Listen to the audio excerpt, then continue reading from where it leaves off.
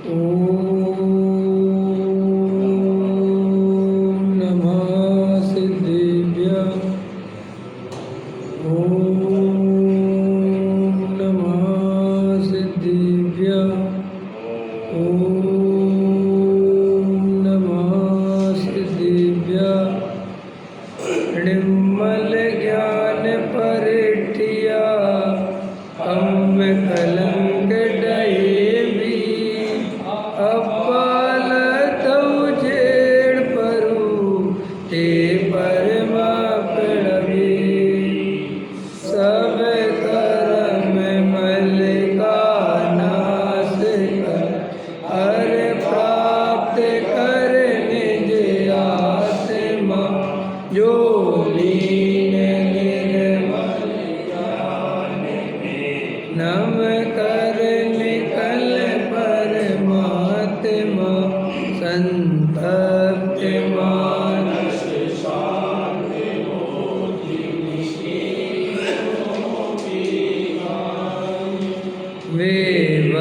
विवर्धमान माल जिन विचरे हमारे ध्यान में।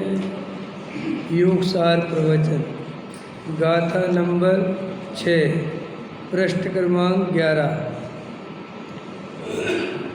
देखो क्या कहते आचार्य, गुरुदेव श्री के प्रवचन है, उसके आधार से चर्चा है।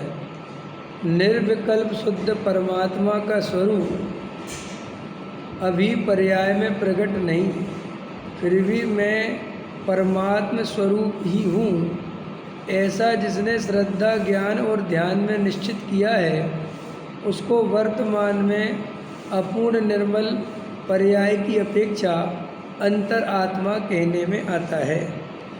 देखो क्या कहते हैं, निर्विकल्प शुद्ध परमात्मा का स्वरूप अभी पर्याय में प्रकट नहीं है। पर्याय में तो अभी क्या चल रही है, मलिनता चल रही है। फिर भी मैं परमात्म स्वरूप ही हूँ। क्यों? जब पर्याय में मोह राग देश हैं तो मैं परमात्म स्वरूप क्यों हूँ? क्योंकि द्रव्य स्वभाव से, द्रव्य दृष्टि से देखे जाने पर प्रत्येक आत्मा परमात्मा ही है। पर्याय दृष्टि से देखे जाने पर पर्याय में मलिनता है। मोह राग देश के परिणाम पर्याय में है। अपने त्रिकाली ध्रुव व्यायक भगवान आत्मा में मलिनता नहीं है। तो पहले तो अपने ऐसे द्रव्य स्वभाव का भरोसा आवे कि मैं स्वयं भगवान हूँ। क्यों द्रव्य स्वभाव का भरोसा आना क्यों जरूरी है? क्योंकि मैं स्वयं भगवान हूँ, मैं स्वयं परमात्मा हूँ। जब तक ये जीव स्वीकार नहीं करेगा तो परमात्मा बनने की सोच ही नहीं सकता। हम क्यों सोचेंगे परमात्मा बनने की? ये सारे जगत के जीव अपने को संसारी, मोही, रागी, द्वेषी, पापी मानते हैं, सामान्य मनुष्य मानते हैं। मैं स्वयं भगवान हूँ, ऐसी तो अंदर में कोई प्रतीति है नहीं, अंदर में ऐसी स्वीकृति तो है नहीं। तो बेचारे रात और दिन पाप से डरते हैं और पुण्य चाहते हैं। क्यों? अपने को सामान्य मानते। जैसे गरीब मजदूर आदमी क्या चाहता है? 500 रुपये की दिहाड़ी मिल जाए, पर इससे ज़्यादा उसे कुछ पता ही नहीं। उसको समझाओ कि भैया 2 पैसे आगे भी जा सकते हो, ऐसे कर सकते। अरे साहब हम गरीब आदमी, कहाँ ये सब बेकार की बातें, पढ़ाई लिखाई, हम तो मजदूर के बच्चे हैं, मजदूर ही बनेंगे। अब ऐसा बच्चा मजदूर ही बनेगा, उसे कलेक्टर कौन बना सकता है? लेकिन मजदूर का बच्चा, मैं मजदूर नहीं बनूंगा, जब वो कलेक्टर बन सकता है तो मैं क्यों नहीं बन सकता? अरे तेरे पास पुस्तकें नहीं है, तू गरीब है, होगी गरीबी भरी हुई, लेकिन पढ़ाई करने के लिए पुस्तक नहीं, ज्ञान चाहिए। और ज्ञान तो मेरे पास है, और अगर मैं ज्ञान से चलूँगा तो पुस्तकें मिली जाएंगी। तो लोक में भी ऐसी दृढ़ श्रद्धा वाला व्यक्ति तरक्की करता है, कुछ आगे जाता है। ऐसे ही जो जीव केवल अपने को पर्याय दृष्टि से मैं स्त्री हूँ, मैं पुरुष हूँ, मैं बच्चों का पिता हूँ, मैं पति हूँ, मैं पत्नी हूँ, बस इन्हीं भावों में अपने को मानता है। इससे भिन्न कोई आत्मा है, इससे भिन्न कोई परमात्मा है, वो परमात्मा में हूँ ऐसी कोई खबर नहीं। और अगर कोई ऐसा कहे भी कि तुम स्वयं भगवान हो तो उसको मन ही मन लगता है गप मार रहे, खाने के तो लाले पड़ रहे जी, कह रहे भगवान है। बाल बच्चों की सेवा कर कर के मरे जा रहे, कमा कमा के मरे जा रहे, राग देश की बैतरणी बह रही है और ये कहते भगवान है जी, और एक नया चालू हो गया। तो उसको ये मैं भगवान हूँ, मैं स्वयं परमात्मा हूँ, ये स्वीकार नहीं होता बेचारे को। किसको? अपने को। वो बेचारा कोई और नहीं है, वो बेचारे हम ही हैं। समझ में आया? खबर नहीं। बोलो नीरज बाबू, कौन है परमात्मा, कौन है भगवान? वे ऊपर बैठे जो है, वे ऊपर वाले भगवान ने बताया कि तुम स्वयं भगवान हो। आया समझ में कि नहीं? लेकिन अंदर से श्री गुरु कहते हैं मैं परमात्मा हूँ। ऐसा कैसे स्वीकार करें? उसके स्वीकार नहीं करने का कारण क्या है? पर्याय की मलिनता। भाई पर्याय में क्या दिखती है? मलिनता। ये जो शरीर है, समझ में आया, खाना पीने वाला, मल मूत्र से भरा हुआ, अपवित्र, और मैं भगवान हूँ, ये कैसे हो सकता है? क्योंकि वो दृष्टि गायब है इस शरीर पे, संयोग पे, मन पे, वाणी पे, वचन पे, पर्याय पे, तो बस ऐसे मानता है। तो उसको समझाते हैं कि तुम भगवान हो, तो मानता तो नहीं। फिर उसे कहते हैं अच्छा सुनो, तुम निश्चय न से भगवान हो। क्या समझाते हैं? तो कहता है ये ठीक है, निश्चय न से अच्छा तुम कहते हो तो मान लेते, बाकी तो मैं मनुष्य हूँ ना, बाकी तो मैं रागी देसी हूँ ना, बाकी तो मुझे पूजा पाठ भक्ति में ही करना है ना, बस। तो वो निश्चय ने वाला भगवान कह कह के उसको हंसी उड़ाता है। एक कहानी याद आती है मुझे इस बात को कहते हुए, हमारे डॉक्टर बारेली जी की वो कहानी है, आप सबने सुनी होगी, करोड़पति रिक्शा वाला। सुनी है कहानी के नहीं? तो अपन कहानी में जहाँ से अपन को प्रयोजन की सिद्धि करनी है वहाँ से करते हैं। अब वो रिक्शा चलाता है और उसके बैंक में उसके पिताजी 1 करोड़ रुपए जमा करके गए आज से 15 साल पहले, और वो 1 करोड़ रुपए 5 करोड़ हो गए। समझ में आया कि नहीं आया? लेकिन वो तो बेचारा छोटा था, उसे तो कुछ खबर नहीं थी, उसने तो गरीबी देखी थी, भिखारीपन देखा था, उसने तो कभी सेठियाईपन देखा नहीं, क्योंकि छोटा था जब उसके पिताजी मर गए। तो बेचारा रिक्शा चला चला के पेट भरता था। तो उसका नाम कुछ भी रख लो, बबलू रख लो, राजू रख लो, कल्लू रख लो, जो रखना हो रख लो। समझ में आया कि नहीं आया? थे तो वे बलराम, लेकिन बबलू बबलू, और फिर बबलू से बल्लू हो गए। समझ में आया? तो बल्लू बल्लू कहते थे लोग, नाम तो उसका बलराम था, असली नाम। लेकिन वो भी जो है वो बलराम नाम से समझ लो कोई रस नहीं था, बल्लू बल्लू सब बोलते थे। ए बल्लू चल रिक्शा लेके चलेगा? बेचारा अपना सवारी ढूंढता था। एक दिन अखबार में जब उसके पैसों की म्याद पूरी हो गई तो खबर निकली कि भाई बलराम, समझ में आया, कि पैसे जमा हैं और वो 5 करोड़ रुपया हो गए हैं और वो अपने पैसे ले जाए। समझ में आया? तो उसने भी देखा अखबार कि वाह देखो तो मेरे नाम का आदमी कोई करोड़पति है। समझ में आया? और पैसे लेने नहीं जाता, मूर्ख है बेचारा। समझ में आया कि नहीं आया बताओ? तो हंसता था, तो वो अपने आप का उसने नाम रख लिया बल्लू करोड़पति रिक्शा वाला है। अखबार में नाम छपा ना, लेकिन अपने को नहीं मानता था। संयोग की बात, उसमें उसके पिता का भी नाम छपा था, जो उसके ही पिता का नाम था। तो कहता है तो संयोग की बात है, ऐसा हो जाता है दुनिया में, भाई पिता का भी नाम वही हो जाता है, इसलिए क्या रहना। लेकिन क्योंकि मेरे पैसे कहाँ से आ जाएंगे, मेरे कहाँ से आ जाएंगे करोड़ रुपये, मानता नहीं था। तो उसके पिताजी के जो मित्र थे वे उसको ये देखे, कह रहे ये पैसे ही लेने नहीं गए, इसको खबर ही नहीं है। तो गए उसके पास, बोले अरे भैया बल्लू, तेरा ही नाम बलराम है, वो तेरे ही पैसे बैंक में जमा है। अरे बोले चाचा सारा जगत तो मेरा मजाक बनाता ही है, अब तुम भी बनाने आ गए, शर्म खाओ, उम्र का लिहाज करो। अरे उनने कहा भैया तेरे ही हैं, तेरे पिता का नाम नहीं देखता। अरे बोले मेरे कहाँ से हो जाएंगे, अगर मैं करोड़पति होता तो रिक्शा चलाता, बोलो, और रिक्शा चलाता हूँ तो करोड़पति कैसे हो सकता हूँ? बिल्कुल ऐसी ही हमारी दशा है, बिल्कुल उसी की तरह कि हमें श्री गुरु कहते हैं कि तुम भगवान हो, तो हम कहते हैं कि अगर भगवान होते तो यहाँ क्या कर रहे हैं? समझ में आया कि नहीं आया?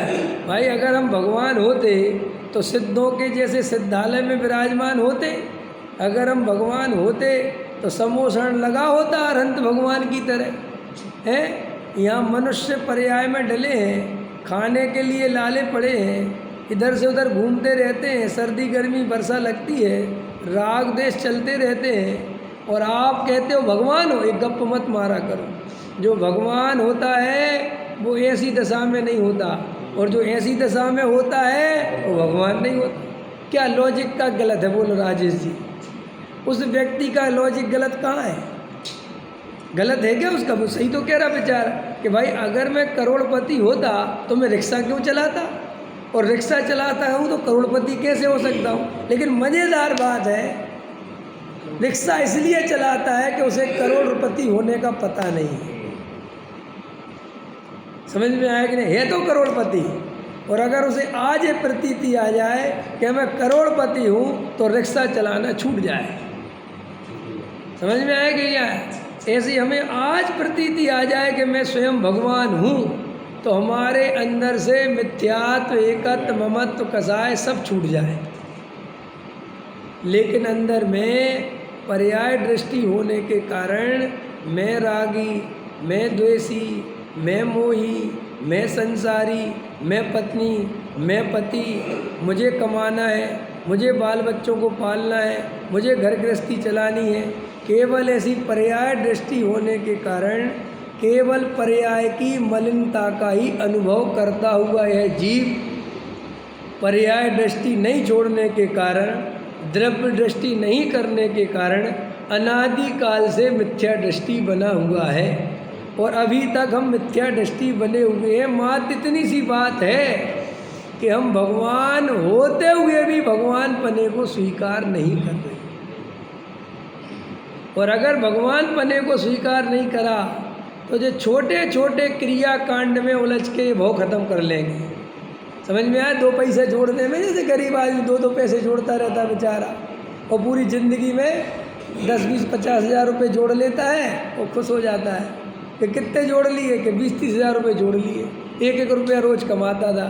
ऐसे ही ये जीव जैन कुल में जन्म मिल गया, जिनेंद्र देव की वाणी मिल गई, दुर्लभ तत्व ज्ञान मिल गया, भगवान आत्मा हूँ ऐसी बात सुनने मिल गई, फिर भी ये पर्याय दृष्टि नहीं छोड़ने के कारण छोटे छोटे से पूजा पाठ भक्ति थोड़े बहुत क्रिया कांड करके इसमें ही संतुष्ट हो जाता है, इसमें ही अपने को धर्म मानता है। सुनिए जिन्ने अरज हमारी, हमें दोष किए अति भारी। और भगवान के सामने ऐसी स्तुति बोल बाल कर भूल जाता है कि अरे मैं स्वयं भगवान हूँ। है अभी तुम लोग वो पढ़ते नहीं हो, एक स्तुति हम पढ़ते थे पहले, मैं तुम चरण कमल गुण गाए, पढ़ी के नहीं? हाँ भिंड में नहीं, उसको पढ़ा कर, उसमें भी कुछ अच्छी अच्छी अच्छी व्यवहार की अच्छी भक्ति उसमें लिखा है। सुख देना दुख मेटना यही तुम्हारी बान, मो गरीब की बीनती सुन ली जो भगवान। ये तुमसे पता क्यों कहते हैं कि भिंड में चलती है? क्योंकि ये सेठ लोग हैं। गरीब आदमी भिंड में रहता है अब जो सेठ है बड़े बड़े, इसलिए कहते हैं वो गरीब की है, हम कोई गरीब थोड़ी है। अरे हम दिल्ली के सेठियों को जानते भाई, है वो गरीब की सुनती बिनती सुन लीजिए भगवान। समझे? ऐसा अपने को गरीबी संसारी मोही रागी द्वेषी मानता है और भगवान के सामने गिड़गिड़ाता रहता है, लेकिन उसे ऐसी हुंकार नहीं आती कि हूँ परमात्मा छूँ, हे भगवान मैं भी तुम्हारी बराबरी का भगवान हूँ। ऐसा अंदर से भाव नहीं आता। ये भाव नहीं आता इसलिए भगवान पना प्रकट कैसे हो? अरे भाई खदान में पड़ा हुआ सोना मिट्टी के जैसा ही दिखाई देता है। क्या क्या बोला नीरज जी? देखा है कभी खदान का सोना? नहीं देखा तो आज यूट्यूब पे जाके देख लेना खदान का सोना। समझ में आया? खदान में पड़ा हुआ सोना मिट्टी के डेले जैसा ही दिखाई देता है, लेकिन जो पारखी है, जिसकी दृष्टि निर्मल है, वो उस मिट्टी को भेदता हुआ उसके अंदर जो 24 कैरेट सोना पड़ा हुआ है उसको देख लेता है। ये है वो दृष्टि। इसी के आधार पर तो वो खुदाई करवाता है कि सोना है, तुम डरो मत। अरे तो मिट्टी मिट्टी, अरे भाई दिमाग खराब मत करो, इसमें सोना है। ऐसे ही सोना निकलता है। ऐसे ही इस पर्याय की मलिनता के बीच में शुद्ध स्वभाव जीव का सदा काल पड़ा हुआ है। बिल्कुल तुम्हें मलिनता का भेद करके इस मलिनता से दृष्टि हटाकर उस ज्ञान स्वभाव, उस ज्ञायक स्वभाव, उस त्रिकाली ध्रुव पर दृष्टि डालो। आचार्य कहते दृष्टि डालते ही तुम्हें तुरंत ऐसा भाव आएगा, ज्ञान की प्रतिपल उठे तरंग, झांकता उसमें आत्म। ये आज ही पूजा करी ना आपने, समझ में आया? उसमें आया ना कि ज्ञान की प्रतिपल उठे तरंग, झांकता उसमें। लोग कहते आत्मा कहाँ है? अरे जो ज्ञान कर रहा है वही तो आत्मा है। और कौन सा आत्मा अलग से है? जो जान रहा है वही तो आत्मा है। कि साहब हमने आत्मा देखा ही नहीं। अरे माइक को देखो, ये जानता देखता नहीं, ये जड़ है ना, ये टेबल जड़ है ना, ये शरीर जड़ है ना, लेकिन अंदर कोई ऐसा चैतन्य तत्व विराजमान है जो सुनता है, समझता है, विचार करता है। इस माइक को तो कुछ नहीं, लो इस माइक पे सब मारा तो कुछ हुआ, लेकिन तुम्हें मारूं तो ए भाई मुझे क्यों मारते हो? मैंने तुम्हारा क्या बिगाड़ा? ये माइक बोल रहा क्या? तो इसका मतलब अंदर कोई विचार करने वाली शक्ति, समझ में आया? अंदर कोई बैठा हुआ है जो महसूस करता है। समझ में आया? तो श्री गुरु कहते हैं ज्ञान की प्रतिपल उठे तरंग, झांकता उसमें आत्म राम। अरे आबाल सभी गोपाल, सुलभ सबको चिन्मय। भाई भगवान आत्मा सुलभ है, दुर्लभ नहीं है। क्यों सुलभ क्यों है? क्योंकि प्रत्येक जीव ज्ञान स्वभाव वाला है और प्रत्येक जीव ज्ञान कर रहा है, ऐसा जान रहा है। तो ज्ञान में ही तो आत्मा है और आत्मा ही में ज्ञान है। तो जिसने अपने ज्ञान को पहचाना उसने आत्मा को पहचाना कि नहीं पहचाना? तो ज्ञान, आत्मा का ज्ञान कठिन है कि सरल है? आत्मा की अनुभूति कठिन है कि सरल है? फिर क्या दिक्कत है? किंतु पर सत्ता में प्रतिबद्ध, भाई ये गलती है बस।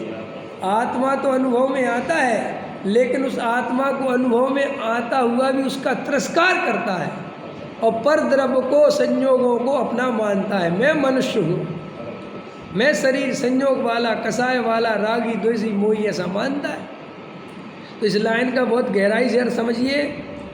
निर्विकल्प शुद्ध परमात्मा का स्वरूप अभी पर्याय में प्रकट नहीं है।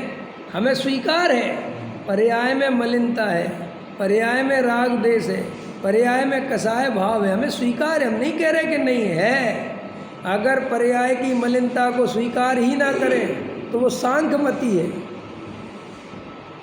और पर्याय की मलिनता में ही पागल बना रहे वो बौद्धमती है। समझ में आया कि नहीं आया? फिर जैनमती कौन है? जो पर्याय की मलिनता को भी स्वीकार करता है और द्रव्य की शुद्धता को स्वीकार करता हुआ पर्याय की दृष्टि छोड़कर द्रव्य की दृष्टि करता है, वो जैनमती है। समझ में आया? अगर तुम्हारी ऐसी दृष्टि नहीं है तो तुम जैनमती नहीं हो। जैन कुल में जन्म लेकर भी अजैन के समान जी रहे हो। समझ में आया कि नहीं आया? तो देखो क्या कहते, निर्विकल्प शुद्ध परमात्मा का स्वरूप अभी पर्याय में प्रकट नहीं है, फिर भी मैं परमात्मा स्वरूप ही हूँ। पहले नंबर पर स्वीकार करना है कि मैं मनुष्य नहीं हूँ। पहले नंबर पर स्वीकार करना है मैं पिता, पुत्र, ये सब मैं नहीं हूँ, ये रिश्ते नाते मेरे नहीं हैं, ये तो व्यवहार में से कहे जाते हैं। अच्छा बोलो जैन साहब, हम किसी के पिता हैं क्या?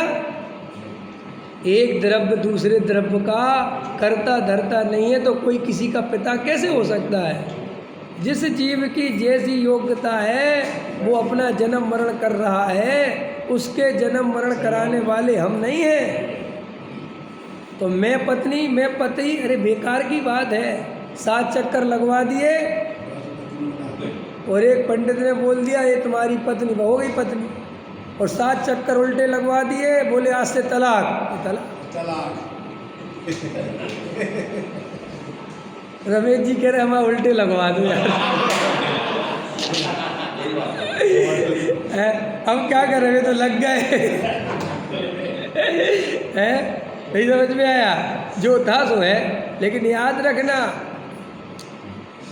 प्रतिकूल निमित्तों से डरना नहीं।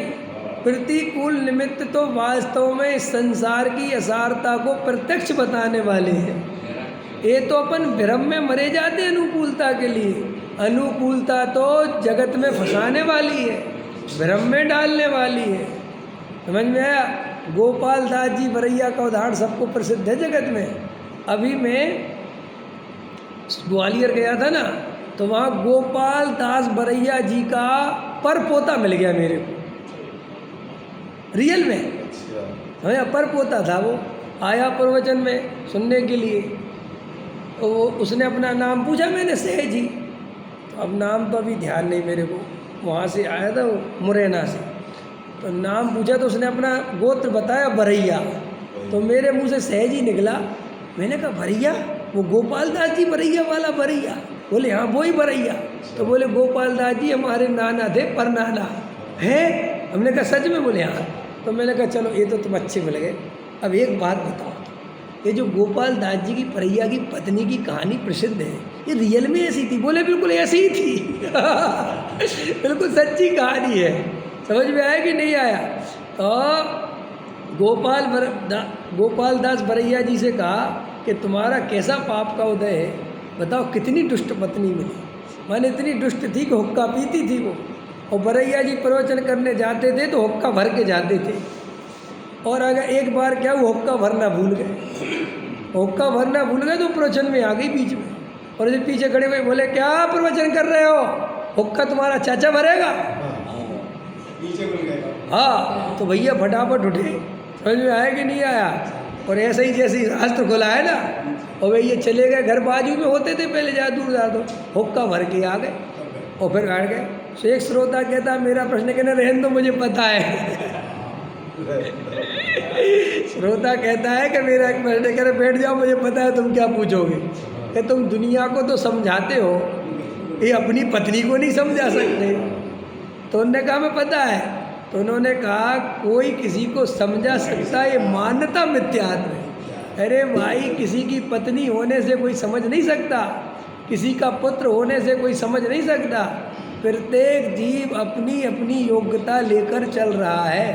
कोई जीव 50 सम्यक दृष्टियों से घिरा हो। कितने? 50 इसलिए ले रहा हूँ ताकि काउंटिंग करने में तुम्हें दिक्कत ना हो। 100 सम्यक दृष्टियों से घिरा हो। अब धीरे धीरे बढ़ो, 1000 सम्यक दृष्टियों से घिरा हो। और आगे बढ़ो, 1000 केवली भगवान से घिरा हो। और आगे बढ़ो, अनंत केवलियों से घिरा हो। तो अभी वे अनंत केवली मिलकर एक मिथ्या दृष्टि को सम्यक दृष्टि नहीं बना सकते। क्या कहते हो साहब? हाँ, वो जब जब सम्यक दृष्टि जब भी बनेगा अपनी योग्यता से ही बनेगा।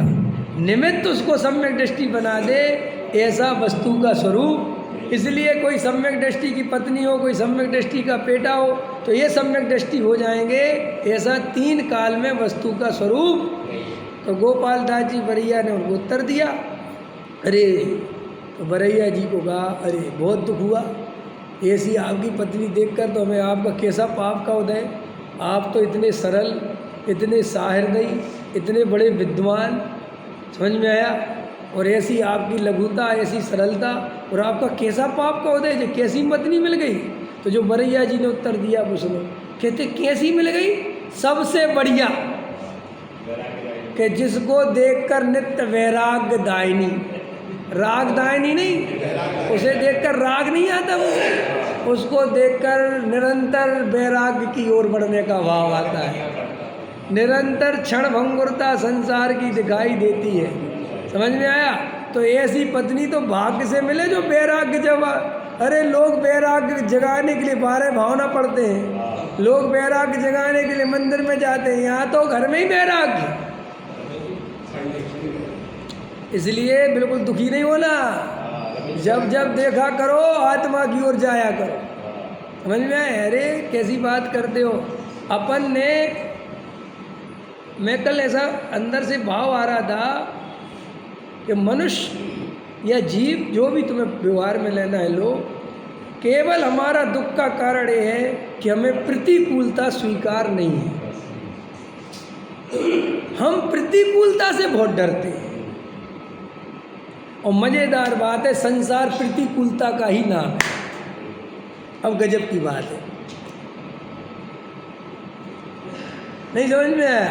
भाई संसार है इसी का नाम, जहाँ प्रतिकूलताओं का ढेर है, सुख दुख का ढेर नहीं है। ये तो अनुकूलता तो काक बोला है, वो काक तालिए न्याय वाला।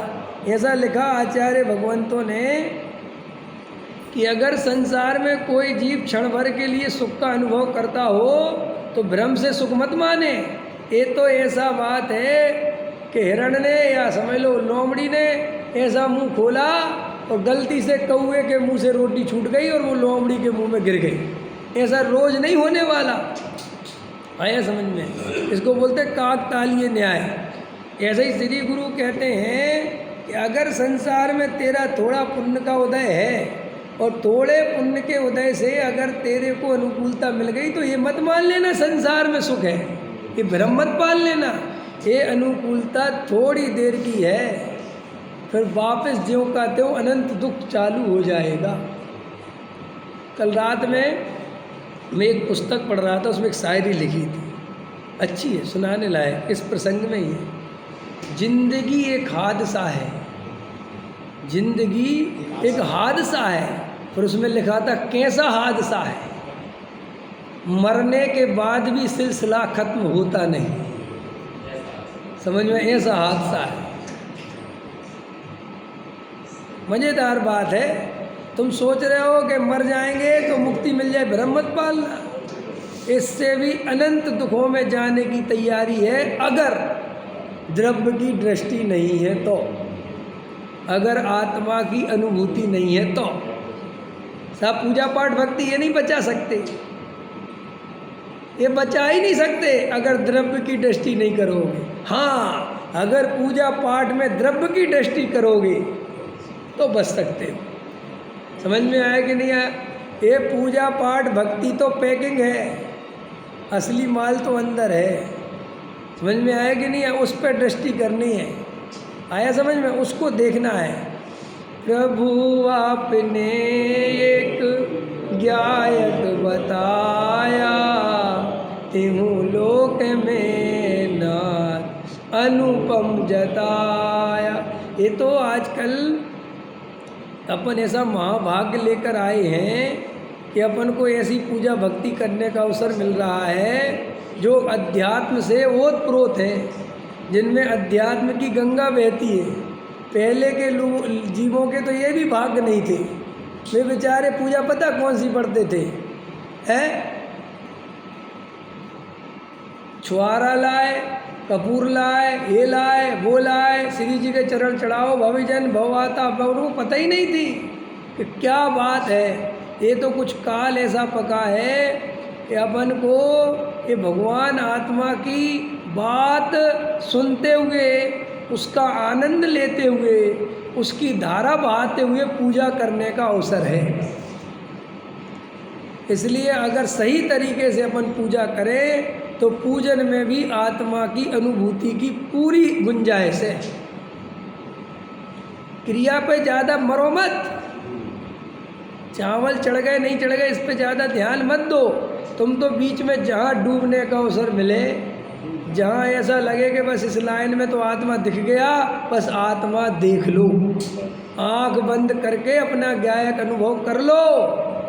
कि साहब बराबर वाले आगे बढ़ गए, बढ़ जाने दो। वो पूजा ही सच्ची पूजा है जिसमें आधा घंटा के पीरियड में कम से कम जीव को 2 4 6 बार आत्मा दिखे। क्या दिनेश जी, कौन सी पूजा सच्ची है? जिसको करते करते 2 4 6 बार अपना आत्मा का आभास हो, आत्मा का भाव भाषण हो, वो पूजा करना। पूजा में गप नहीं मारना, पूजा में हंसी मजाक नहीं करना। और देखो, पूजा में हंसी मजाक बिल्कुल ही मत किया करो।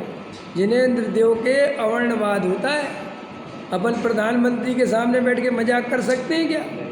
टाइम पास कर सकते हैं क्या? बोलो। नरेंद्र मोदी यहाँ खड़े हों और अपन जो है मजाक कर सकते हैं उसके सामने? क्या कैसा है?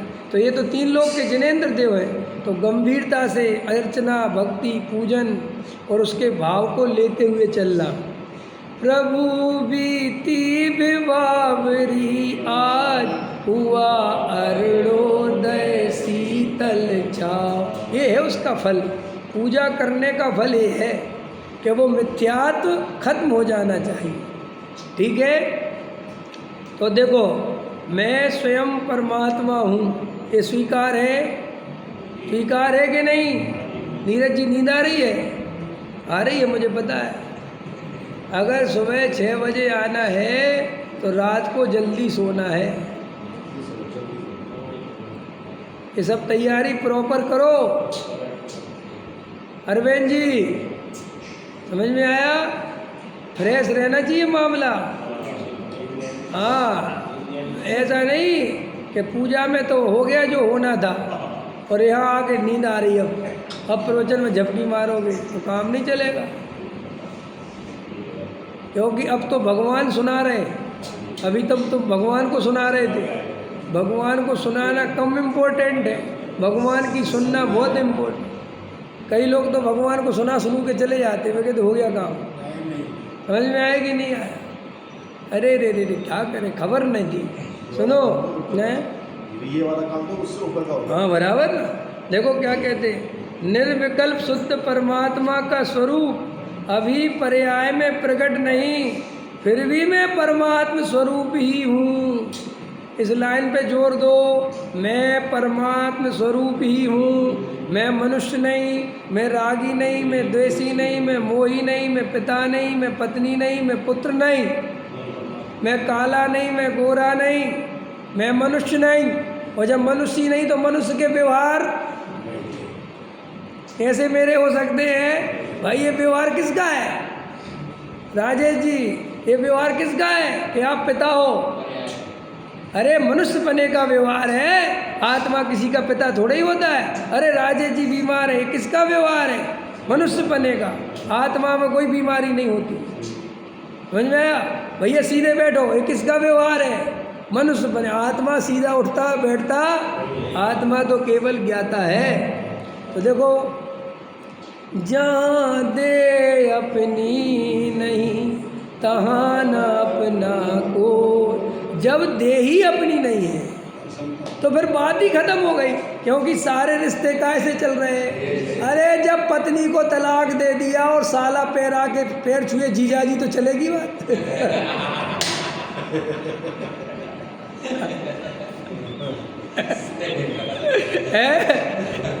ऐसा हो सकता है? अरे कैसी बातें करते हो? है एक फिल्म में देख रहा था बहुत पहले, अभी याद आ गई। तो वो कहता है, निकल मेरे घर से, अपने बेटे से कहता है। समझ में आया कि नहीं? निकल, लेकिन तुम कोई काम के नहीं हो, एकदम बेकार, भगो इधर से। तो एकदम लड़का जवान था, 18-20 साल का। कहता ठीक है राजेंद्र कुमार, लाओ मेरे पैसे लाओ। कहते हैं क्या? राजेंद्र कुमार उसके बाप का नाम रहा। बोले आज से तेरा मेरा पिता का रिश्ता खत्म। भाई तू घर से निकाल रहा था, तू मेरे लिए राजेंद्र कुमार है। ऐसे ही पत्नी को तलाक दे दिया, अब साला आगे पैर छुए तो चलो ये पागल है तू, भाग इधर से। काय का साला? कौन सा जीजा? भाई तेरी बहन मेरी पत्नी थी तो सारे रिश्ते थे। ये सास है, ये ससुर है ना, ये साला है, ये साली है, बात खत्म। जब घरवाली नहीं तो बात खत्म ही हो गई सारी। ऐसे ही सिर्फ है। हाँ भाई, ऐसे ही जब मनुष्य नहीं तो फिर मनुष्य पने का व्यवहार भी नहीं। जब ये शरीर में नहीं तो ये शरीर की क्रियाएं भी मेरी नहीं। वाह, आया समझ में कि नहीं? जब मैं राग देश वाला नहीं तो ये राग देश करने वाला भी मैं नहीं। मैं ऐसी प्रतीति करता जाए और ज्ञायक की ओर बढ़ता जाए, क्षण भर में निज रस को पी ले चेतन, मिथ्यामल को धोता जाए। बस ये क्षण भर निज रस को पीते ही मिथ्या बल धुल जाएगा। ये जो अर्घ बोला था ना, क्षण भर निज रस को पीछे, बस यही पीना है। कैसे पीना? देहादिक से भिन्न, रागादिक से भिन्न, संयोगों से भिन्न अपने त्रिकाली ध्रुव की ओर जाना, उसकी दृष्टि करना, उसकी अनुभूति करना, उसकी प्रतीति करना, उसकी श्रद्धा करना, उसका ज्ञान करना, उसका आचरण करना, इसका नाम है निज रस को पीना। इससे मिथ्यामल धुल जाएगा। ठीक है? तो ये मनुष्य में नहीं, ये मनुष्य पने का व्यवहार भी मेरा नहीं। इसलिए इस व्यवहार में बुरा मत माना करो। किसी ने तुमसे 2-4 बातें कह भी दी तो बुरा मत माना करो, क्योंकि मैं मनुष्य हूँ ही नहीं। नहीं समझ में आया? एक बार रामलीला हो रही थी, रामलीला हो रही थी कि कोई दूसरी करा दूँ, महाभारत हो रही थी, जो तुम्हें पसंद हो। समझ में आया? क्योंकि दोनों ही में ऐसा कैरेक्टर है कि वो दोनों पे घटित हो जाता है। रामलीला में तो रावण हर के लेके जा रहा था सीता को, और दुर्योधन यहाँ पर वो उसका द्रौपदी की साड़ी खींच रहा था, है कि नहीं? तो दोनों ही में है ना। तो क्या हुआ कि रामलीला चल रही थी और रावण सीता का हरण कर रहा था। तो एक श्रोता को इतना गुस्सा आ गया, इतना गुस्सा आ गया कि उसने अपनी चप्पल उठा के मार दी मंच पे। तो रावण की जो है इधर लगी छाती पे। तो गुस्सा आना चाहिए रावण को कि नहीं? रावण ने वो चप्पल उठाई और उसको माथे पे लगाया और बहुत प्रसन्न हुआ। बोले, जिस भाई ने ये चप्पल मारी है, इससे बड़ा पुरस्कार मेरे लिए कोई नहीं हो सकता।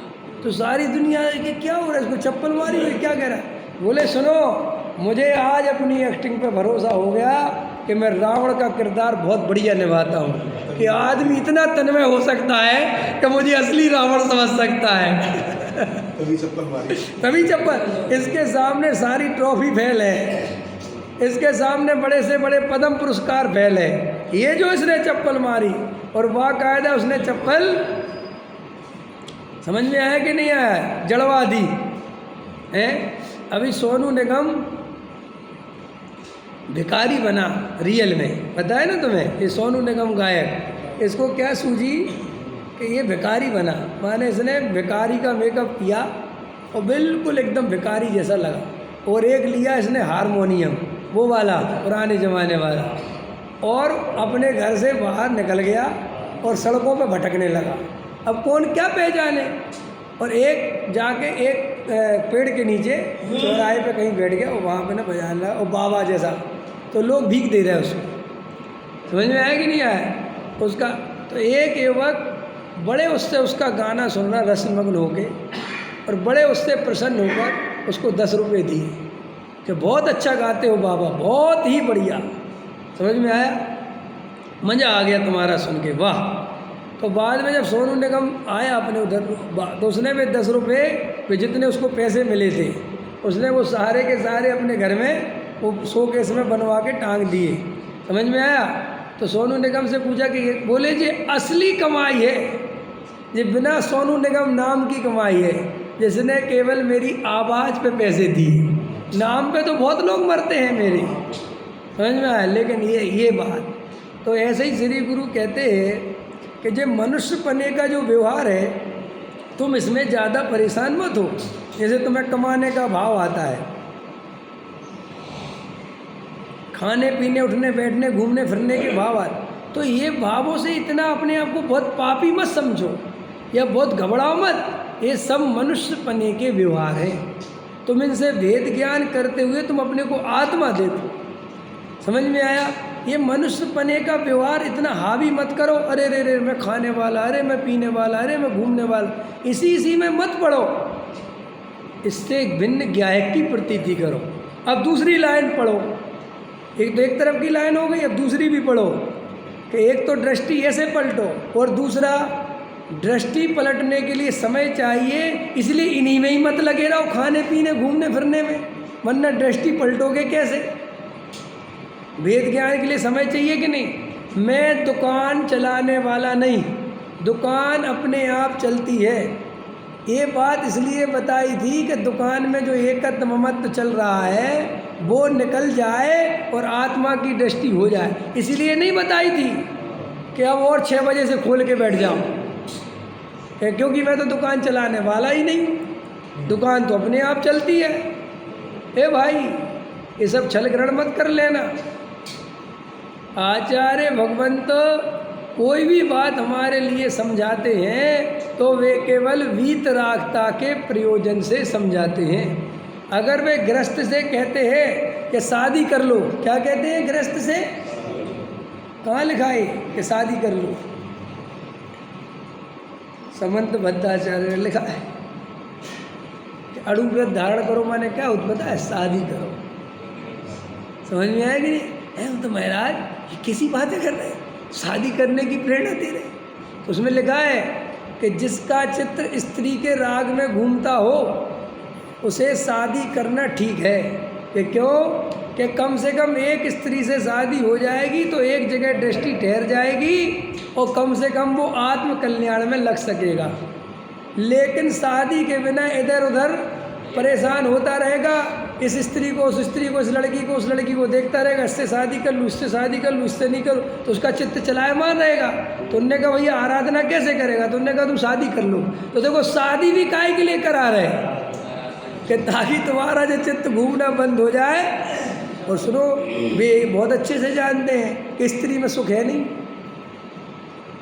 क्या आचार्य भगवान ये जानते हैं कि कोई परद्रव्य में सुख है नहीं, लेकिन अभी भ्रम में पड़ा है तो शादी करते ही 2-4-6 दिन में पता चल जाएगा कि गलती हो गई। समझ में आया कि नहीं आया, है नीरज जी? नीरज जी बहुत अच्छे से कह रहे, बात तो सही कह रहे, गलती हो गई है। अरे जैसा तुम काहे को सपोर्ट कर रहे हो, तुम तो गलती होती चाहे नहीं होती सब बराबर ही है। ऐसा जी सब कह रहे हैं, अच्छा ठीक है। तो गलती का अर्थ है कि भाई संसार ही है ना, इसमें सुख तो नहीं है ना भाई। गलती का अर्थ क्या होता है, गलती माने तुमने एक गलत बात सोची कि सुख मिलेगा, सुख है ही नहीं भाई, परद्रव्य में सुख है ही नहीं। तुम उसके बिना रह पाए नहीं रह पाए वो अलग बात है, लेकिन सुखी तो नहीं हुए ना। ये बात तो तुम्हें समझ में आ गई कि सुख नहीं मिला। देखो कल रात में मैं पढ़ रहा था, आदमी को अगर पहचानना हो तो इससे मत पहचानो कि वो बोलता क्या है, पहचानना हो तो ये देखो वो करता क्या है। तुम बोलते तो हो कि पैसे में कोई सुख नहीं है, वो कहता है इस चक्कर में मत पड़ो, ये जो बोल रहा है कि पैसे में सुख नहीं है। तुम इसके पीठ पीछे जाके देखो कि इसकी सारी चेतना लगी काहे में है। बोलता तो है कि साहब कुछ नहीं रखा, हमें तो साहब बैराग से संसार से हमें तो कुछ नहीं रखा। कहते इसके बोलने पे मत जाओ, इसके अंदर की वासनाओं को देखो कि कर क्या रहा है। अपन सब बोलते हैं संसार में सुख नहीं है, रोज़ हर आदमी गाना गाता है संसार में से सुख होता तो तीर्थंकर क्यों बोलते ना। लेकिन अंदर में बात बताओ, गहरे में बात बताओ, इसी संसार में सुख दिखता है कि नहीं। और बोलते बड़ा, रोज पूजा में भगवान के सामने बोलते रोज, और अंदर में बिल्कुल नहीं मानते 1%। 21,000 दान में देते हैं और 51,000 कमाने चले जाते हैं। बोलते हैं पैसे में कोई दम नहीं है, अरे बेकार है। लेकिन अगर साधर्मी को भी कुछ देने की बात आ जाए तो देता नहीं। आया समझ में कि नहीं समझ में आया? कहना बहुत आसान है भाई साहब। हमारे मुनिराज निर्ममत होते हैं, निर्मम होते ना, निर्मम। तो किसी ने कहा यार ये शब्द कैसा है, तुम्हारे मुनिराज निर्मम होते हैं। निर्मम शब्द होता है, बड़ा निर्मम है, बड़ा निर्दयी है। लोग निर्दयी का अर्थ निर्मम समझते हैं, लेकिन निर्मम का अर्थ निर्दयी नहीं होता। ये बात अच्छे से समझ लो। निर्मम का अर्थ होता है सभी पर द्रव्यों से ममत्व जिसने छोड़ दिया है उसका नाम निर्मम। तो जो निर्मम है वो असली दयालु होता है, और जो निर्मम नहीं है वो गारंटी से निर्दयी होता है। कैसे? देखो, जैसे हमें अपने बेटे से ममत्व है, क्या है? मुझे अपने बेटे से क्या है? तो मैं अपने बेटे के प्रति निर्मम नहीं हूँ ना। तो अपने बेटे से ममत्व होने के कारण मैं दूसरे के बेटे को 1 रुपया नहीं दे सकता। क्या? मैं दूसरे के प्रति कठोर बन जाता हूँ। होता है कि नहीं होता? अगर मेरा बेटा बीमार हो तो मैं लाखों रुपए खर्च करने को तैयार हूँ, और अगर पड़ोसी का बेटा बीमार हो तो मैं 10 रुपये देने को तैयार नहीं हूँ। तो तुम्हारे ममत्व ने तुम्हें निर्दयी बनाया। निर्दयी बनाया ना? दूसरों के प्रति कितने निर्दयी हो तुम। और हमारे मुनिराज सारे जगत से निर्ममत हो गए, तो देखो एक चींटी भी उनसे नहीं बननी चाहिए। तो निर्ममत ही असली दयालु होता है, क्योंकि उसके लिए भेद मिट जाता है कि ये मेरा है पराया है, या तो सारा जगत ही अपना है या फिर कोई अपना नहीं। और उसके लिए रमेश जी भी बराबर है और पिताजी भी बराबर हैं। उनकी तकलीफ को भी उतना ही देखता है जैसे मुनिराज है। अब मुनिराज के उसी जन्म के पिताजी उनके पास आ जाए तो क्यों, और दूसरा उनका भक्त आ जाए तो उनके लिए बराबर है कि नहीं? अपने पिताजी को भी कहते भैया तुम आत्मा को जानो तो तेरा विनाशी कल्याण होगा। कह रहे हम तुम्हारे पिताजी, बात खत्म हो गई। ये है निर्ममत होने का। निर्ममत का अर्थ निर्दयी नहीं होता। जिनकी ममता होती है कहीं वे निर्दयी होते हैं। आया समझ में कि नहीं? तो हम क्या बोलते हैं इस पर मत जाओ, हम क्या करते हैं इस पे जाओ। तुम भगवान से रोज बोलते हो संसार ताप विनाशनाय चंदनम निर्पामति स्वाहा, जन्म जरतु विनाशनाय जलम निर्पाम, लेकिन अंदर में न जन्म का दुख है, न मरण का दुख है, न बुढ़ापे की खबर है, और न संसार का नाश करना है। उल्टा संसार ताप विनाशनाय बोल रहे हो और अंदर ही अंदर सोच रहे हो भगवान तुम्हारी इतनी अच्छी पूजा कर रहे हैं, बिल्डिंग तो इस बार बनी जानी चाहिए। हमारे सेठ जी अरविंद जी कह रहे नहीं, हम नहीं सोच रहे। अरे तुम्हारी तो बन गई यार, ये तो जिसकी नहीं बनी उसकी कह रहे हैं। समझ में आया कि नहीं आया? तुम्हारे सपने छोटे मोटे थोड़ी, तुम्हारे सपने बड़े हैं और बड़े। हर आदमी अपने अपने हिसाब से सपने देखता कि नहीं देखता। अब वी के जैन साहब की बन गई कि नहीं बन गई? तो वो जब पूजा करते थे तो रोज़ दिमाग में चलता था निपट जाए, जल्दी निपट जाए। और यहाँ क्या बोल रहे हैं? संसार ताप विनाशनाय चंदन निर्पामति स्वाहा। तो श्री गुरु कहते इसके बोलने पर मत जाओ, ये बोलता तो हमेशा बहुत सही है। अरे भाई साहब आप तो बहुत ही बढ़िया आदमी हो, अरे साहब आप जैसा तो, अरे साहब, तो वो बाहर निकलते ही उसको गाली बकता है। तो समय ये है इसलिए। तो हम पैसे को असार कितने ही बोले, अंदर में सारभूत पैसा ही दिख रहा है। हम विषय भोग बुरे हैं, बुरे हैं, बुरे हैं, बुरे हैं, अरे बंद के कारण है, अरे पराधीन है, अरे संसार के कारण है, लेकिन अंदर में वे ही सुख के कारण दिख रहे हैं।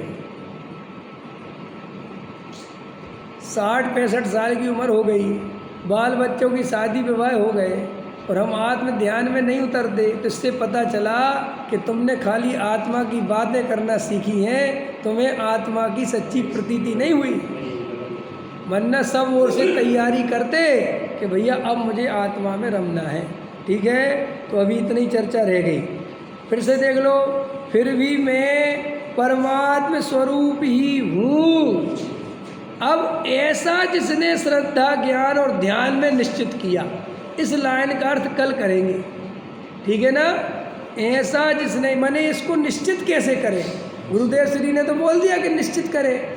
अपना प्रश्न ये है कि अपन निश्चित करें तो करें कैसे? निश्चित करने की बात लेनी है अपने को। अब वो निश्चित करने का जो फॉर्मूला है वो आपको कल बताऊंगा। इंजीनियर साहब लेट हो गए, आप प्रवचन का टाइम हो गया 7:45 से 8:30। कल से आपको 7:45 आना है।